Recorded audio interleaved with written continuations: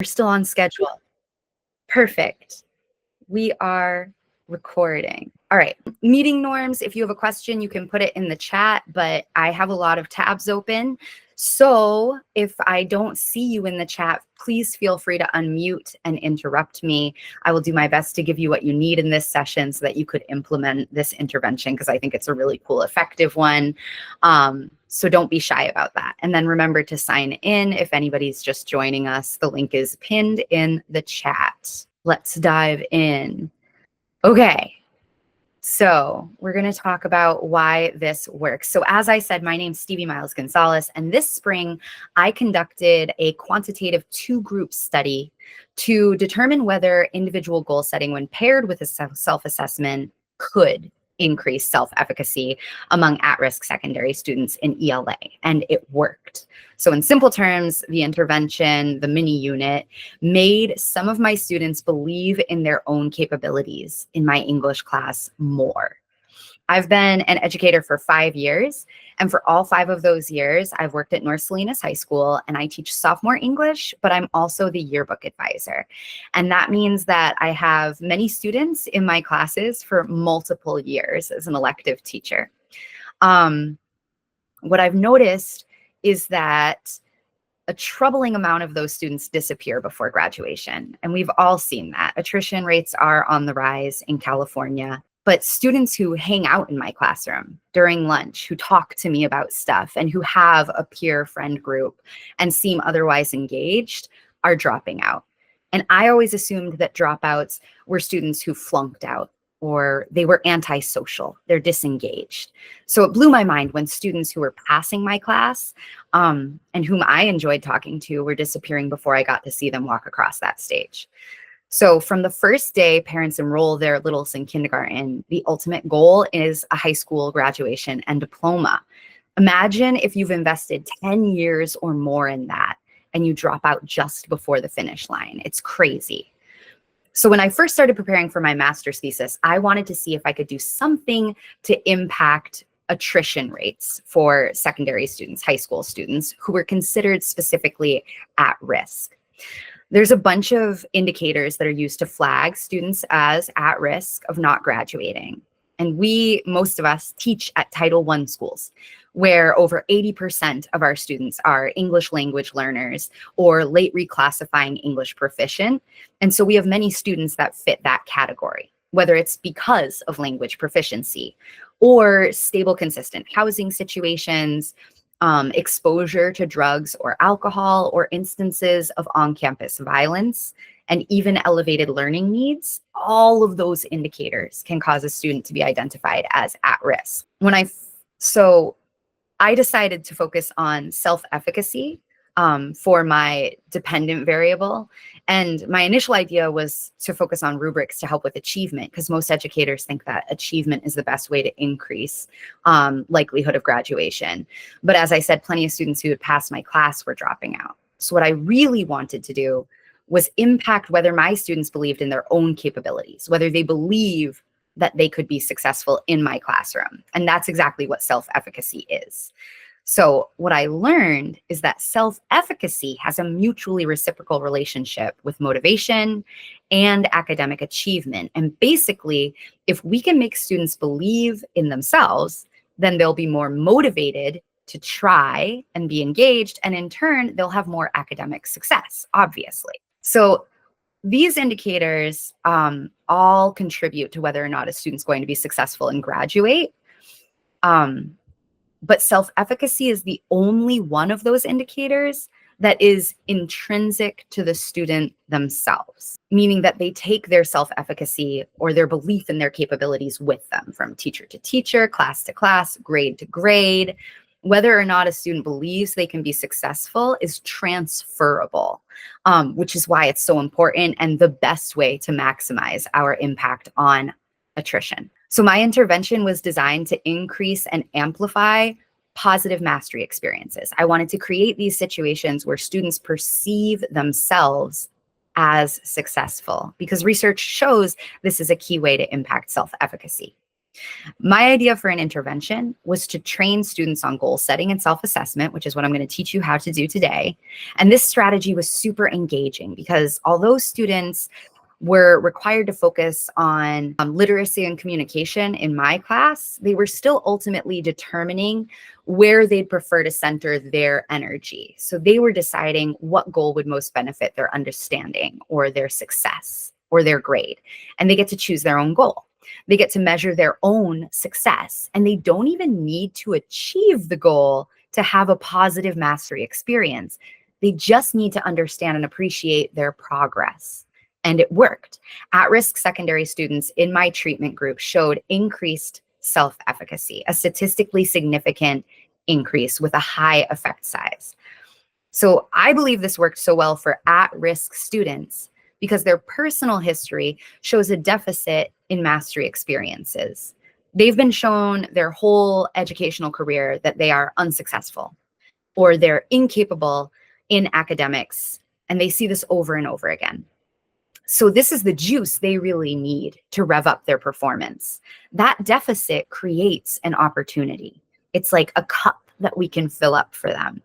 So whereas students who have faced fewer or no challenges find their mastery experiences elsewhere, your regularly scheduled assessments, feedback, and grades, at-risk students often miss out on experiencing grades as a positive mastery experience. So we want to provide them with this opportunity to pursue their own target and evaluate their own success each week for 4 weeks. And that will incrementally increase how much they believe in themselves as a student in your class. And this is huge, especially for students considered at risk. Yeah.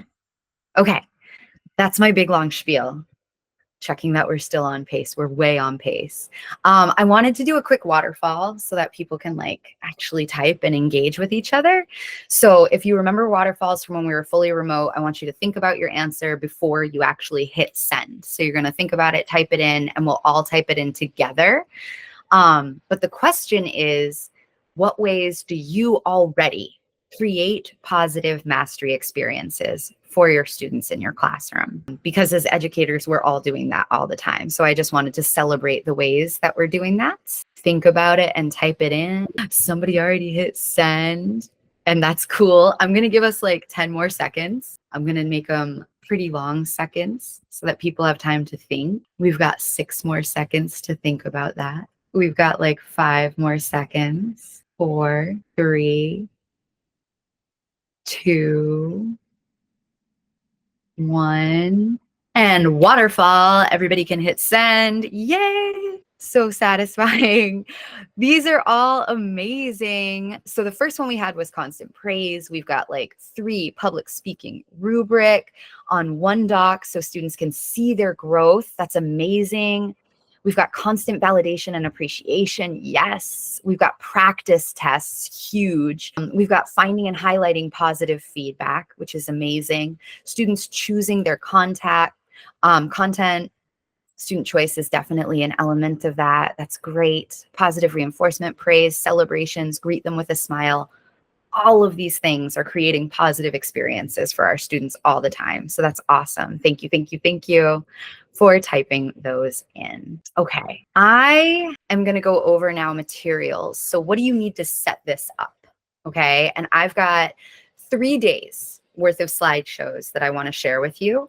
I'm going to show them a little bit, but they're linked in here so you can click on them and kind of peruse at your will. All right. So you want to take at least 3 days. It took me 4 days to set this up, even though I had a 3-day plan. I needed like a lot of time the first day of the actual unit to work on it. So I probably would have given myself 4 days prior to the unit. Okay. Day 1, and these are the links I'm talking about in the teal. Day 1, you're going to introduce the concept of SMART goals. All right. So we want to explain, define, and provide examples and non-examples. So these are my day 1 slides. This is what all my slides look like. They're very nerdy. I don't usually have glasses on in my slides, but my Bitmoji had glasses on because these are SMART goals. Okay. Most of us have heard about these. Like literally, if you've worked in customer service, if you've had like any sort of clerk job in your history, you've probably set a SMART goal. They're specific, they're measurable.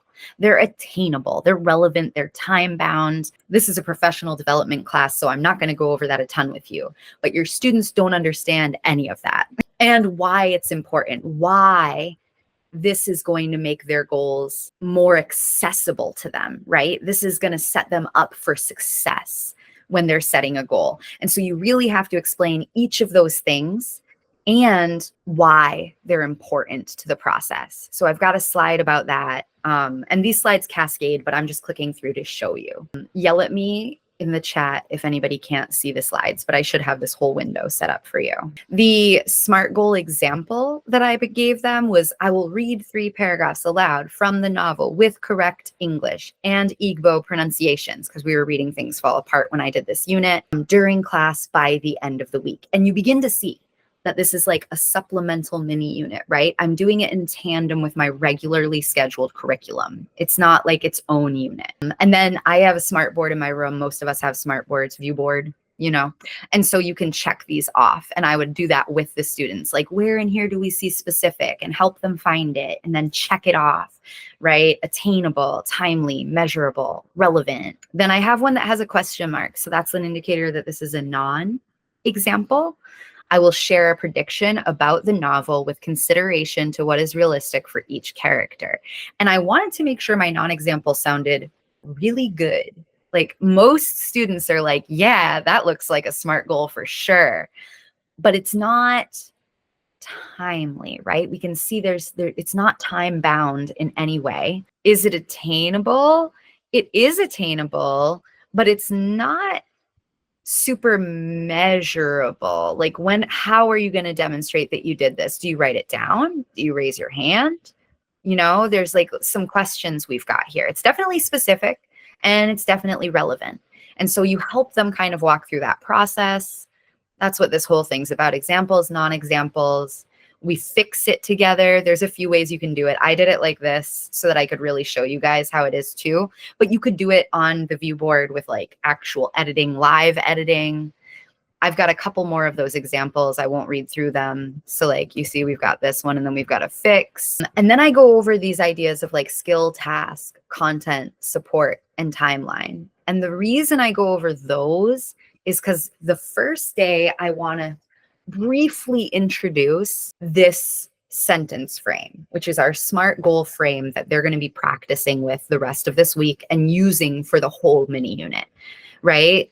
So it's got a what, it's got a skill or a task, it's got a when, the opportunity. Like, are you going to be able to do that during class? When do you see yourself doing that? What's that look like in our classroom?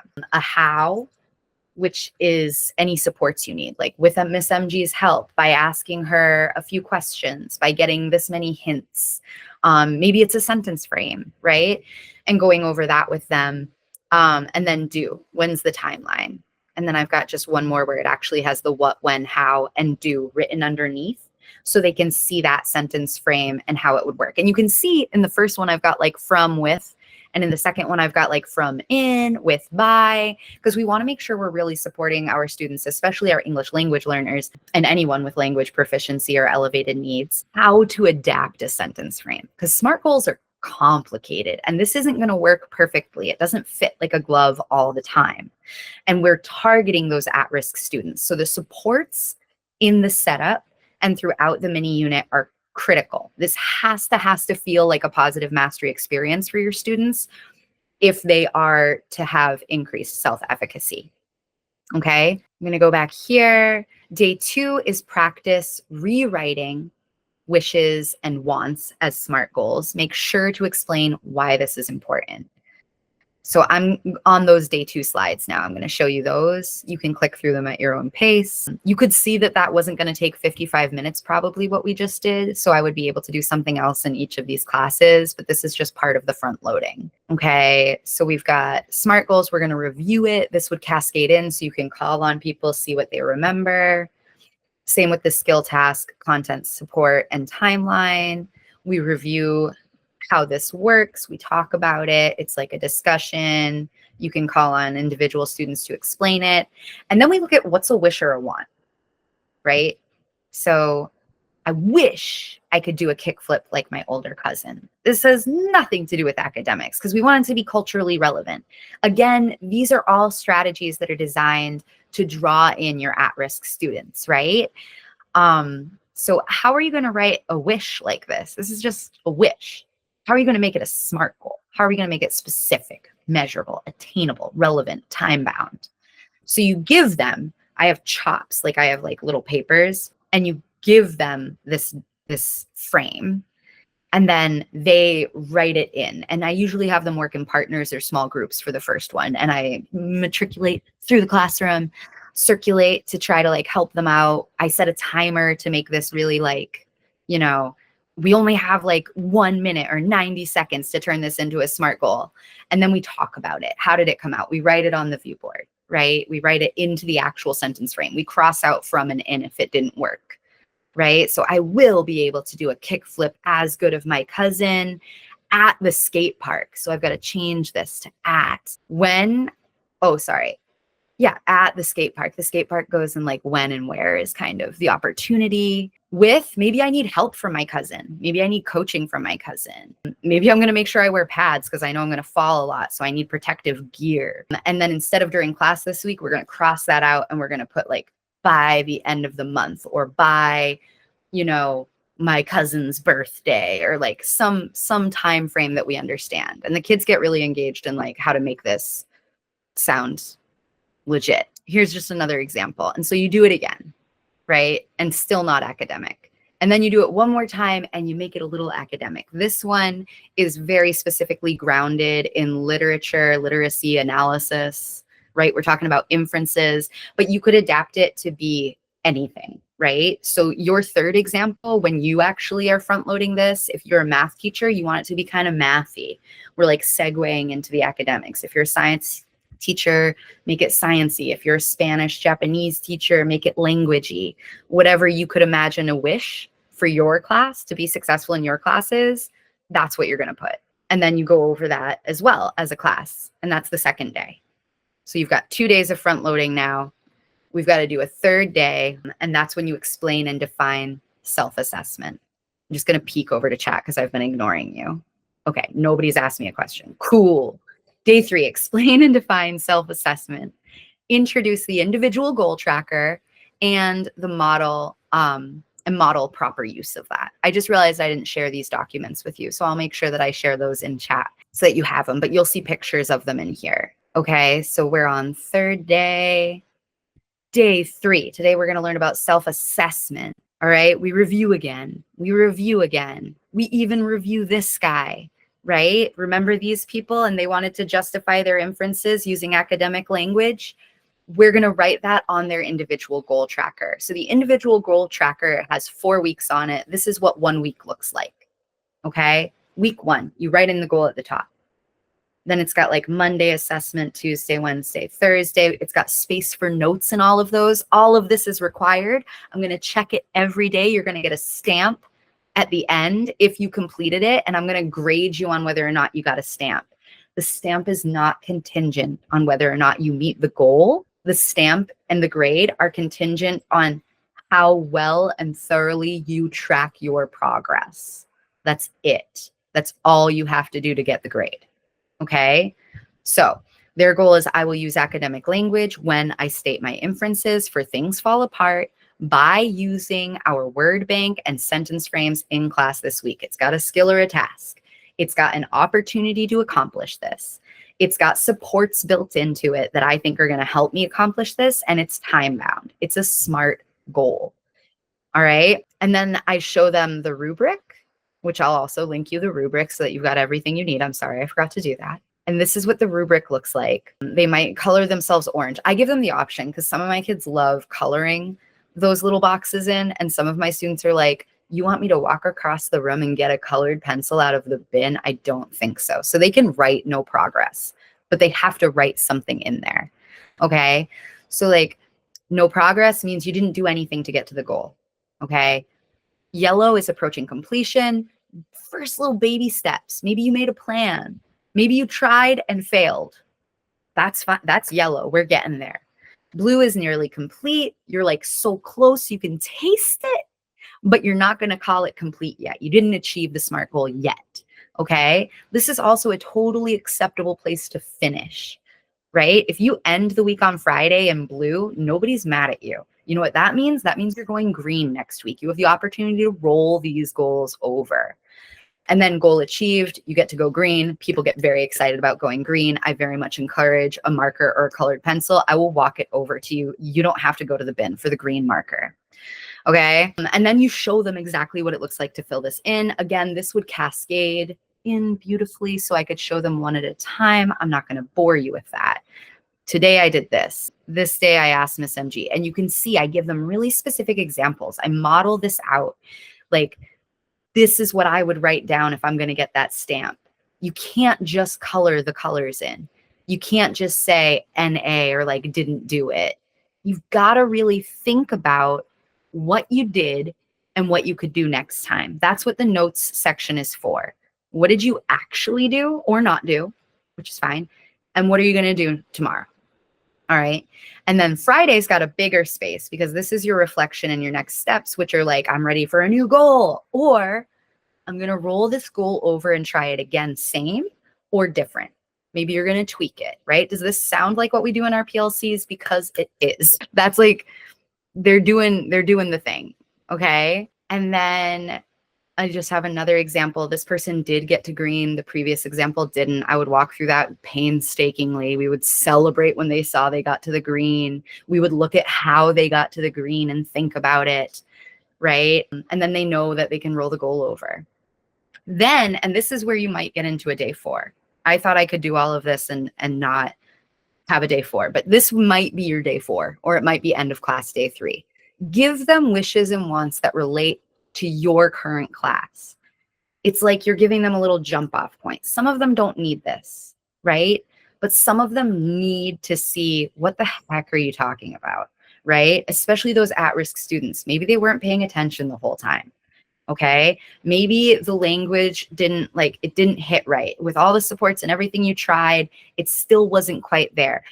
Give them the support they need to write these goals, and then walk around the classroom and check the sentence frame and check the individual goal tracker. Make sure everything gets there, right?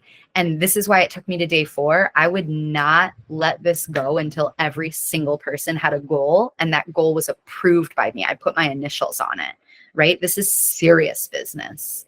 It's got to be a SMART goal. If it's not measurable, call me back over when you're done. If it's not relevant yet, we'll talk about it. That's a conversation. Call me back over when you're done. I need a perfect SMART goal before I'm going to initial that and we go into the actual activities. Okay. And then I just review some of this stuff. I show them the calendar. That's all a part of that. Okay. Okay. That was your day 3 or 4. All right. I'm going to talk about the day-to-day, how we do the mini unit. This is quicker. That last part was the longest part. Are there any questions about the front loading and the setup? It's so weird to be in virtual classrooms. I'm giving you time to speak if you want. No? Okay. This is going to go really quick. All right. So day to day, before your first week, you want to review all of those student goals. I did it live. I initialed them. But you can also look them over like over the weekend, or, don't work when you're not being paid, but like whenever you carve out time to look at things, because you need to understand the opportunities they're going to need. Okay. For example, if 11 of my students want to read out loud with confidence, 6 of my students want to improve their sentence parsing skills, 9 of my students want to elevate their academic language skills, and 5 of my students want to complete all assignments in a timely manner, I have to plan a week's worth of lessons that provides equal opportunities to achieve all of those different goals. That's the other reason you really want to set up your wishes and wants in a way that's relevant to your current classroom, your current curriculum, because you don't want students to be like, I want to be able to do exponents if you're not teaching exponents that week. That's a math example. Okay. So you've got to actually plan it out. I have time set aside here to discuss like what activities you might include in your lesson plans so that the students can do this Englishy kind of stuff. But I also am going to show you my example on the next one. So if you have ideas, go ahead and type them in the chat. Like, what could I do to make sure 11 of my students have the opportunity to read out loud? That's the easiest one. I'm giving think time in case anyone's going to type in chat. But it's 1:44 and you're tired. You don't have to type in chat. Okay, here's what I would do. So you craft your agenda and you let them know when the opportunity is. It's all transparency here. All right. So when they come in on Monday, it says on my board, Monday, September 4th. What are we doing today? Warm up, parse all parts of speech, phrases, clauses in sentence of the day. And just so you know, everybody, that's your opportunity to elevate your parsing skills and timely task completion. So either one of those goals, you're flexing it here. You've got a chance to make progress. We want to get out of the orange. Let's go. Right? Read Two Kinds by Amy Tan. I don't know what page it's on. I made that up. 54 Springboard. Opportunity to read out loud. Okay? Volunteer.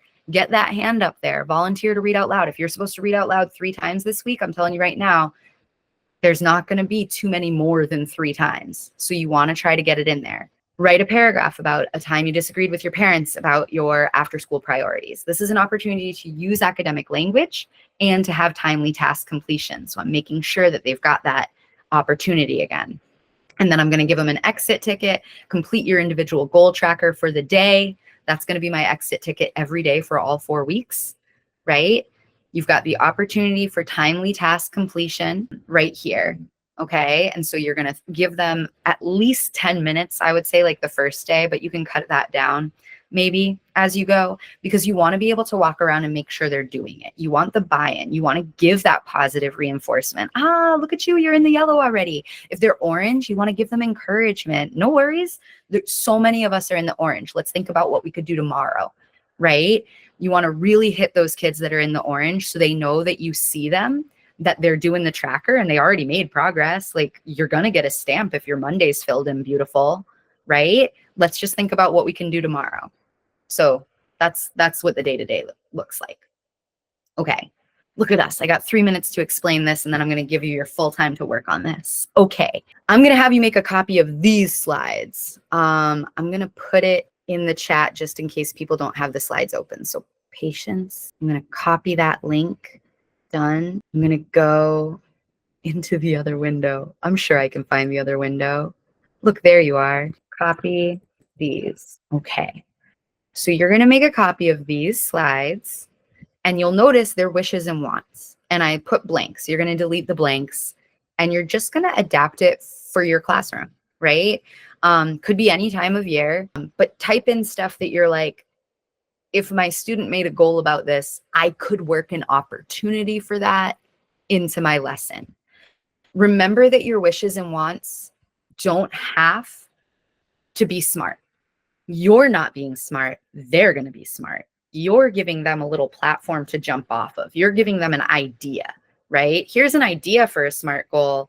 Now adapt it within the sentence frame. All right. I am going to have you do one of those wishes or wants in here. So you're going to click in here. You're going to highlight that and get rid of it. And you're going to type in the skill or task, the what, right?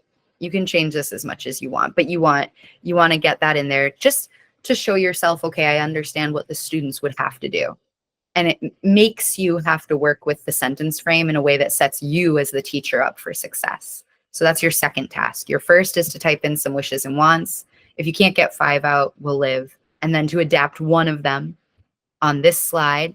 And then your third task is to write an agenda that incorporates, I said 3 in here, and then on my other slide, I said 4. Mine incorporated 4, but it also included getting things in on time, because there's always going to be a few students that are like barely scraping by in your class or failing your class.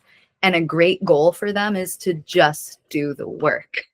That's a great goal, right? I had students whose goal was to stay awake during class. If you identify that as your actual problem and you can write it as a SMART goal, that's a great goal. I would love for you to stay awake in my class. And then they came up with like ideas. They were like, I'm going to go to bed earlier. I was like, yes. They were like, I'm going to bring a snack. I was like, yes. And those kids like felt like they really made progress if they stayed awake all week. Bravo. Okay. So you're going to write your agenda here. You're going to incorporate 3 or 4. That's my timer to give you independent work time. Okay. Do you have any questions on what you're doing or how to make a copy of these slides? Is anybody having trouble making a copy of the slides? Okay. I'm going to mute, but I'm going to be right here while you work on this. So just come back and ask me questions. I see people unmuting. Question? I'm going to mute and you just ask me a question if you need to. Yeah, I can share my sentence parsing stuff. Hang on. Okay. Sentence. You didn't ask for the whole unit, but that's, I have them all in one slideshow and that's what came up. So I'm going to give it, look, just only look at what you want to look at. Did it go? Okay, it went. Also, please know that my greatest fear is that someone who's better at grammar than me will look at my sentence parsing unit and tell me something is wrong. So if you're going to do that, be so gentle. Thank you. Sorry, I looked really, really hard for the chop, like the paper that has the sentence frame on it. And I think maybe I just printed the slide. I can't find it. I'll keep looking, but I also wanted to check in and see, can we pull everybody back 5 minutes early? Can we be done in 3 minutes? Let me know in chat if you're like, oh, I've been done, or if you're like, I could be done in 3 minutes. And that way I can let you leave a little early if you want to. Cool, cool, cool, cool, cool. Okay, for those of us that are done, I'm gonna drop the link in. So this is your feedback form. Copy and paste. And then the last thing I was going to do is just answer questions and also hear feedback, like anything that you were like, that worked great. This would work in my classroom, even though it's not ELA, or this would work in my classroom that is ELA for a different part of curriculum. Any feedback, any questions? Okay. And then if there's no feedback or questions, you can do your feedback form to make sure that you get paid for the whole thing. And thank you so much for coming today. And I hope it was helpful. I put links for you in the chat so that you would have the goal tracker and the rubric. And yeah, I have to do this again on Friday. So if you have critical feedback on the presentation, I would greatly appreciate getting that too. Bye. Have a beautiful day. Bye, Erin. Thanks. Bye, Gloria. Bye, Ava. Bye. Thank you. Anna, Lorena, Alejandra, Julia, Marilyn. Bye, Veronica. Bye, Megan. Bye, Jennifer. Kelsey, are you still here? How did I do? Nope, she left. Any questions? Heidi, Raphael, or Veronica? Questions or needs? Oh, I just realized I'm still recording, aren't I? I'm going to stop presenting. I'm going to stop recording.